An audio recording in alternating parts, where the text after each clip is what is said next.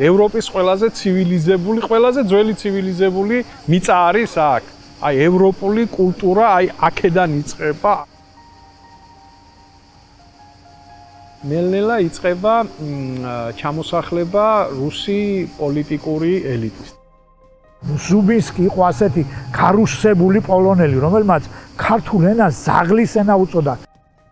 ქუთაისის ბულვარი იყო ქუთაისის ფორუმი, ქუთაისის პარლამენტი. აქ მოდიოდნენ მთელი დასავლეთ საქართველოს თავადაზნაურობა.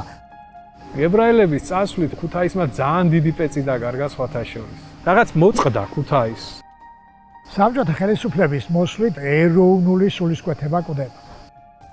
ტერმინი საქართველო არ არსებობდა. ტერმინი საქართველო და აი თერგდალეულებმა დააბრუნეს.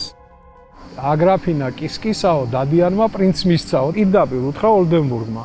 დამითმე შენი ცოლი და გადაღიხდი 50,000 მონეტს. და როგორ მორჩა ეს ისტორია? გადასცა მისი ცოლი.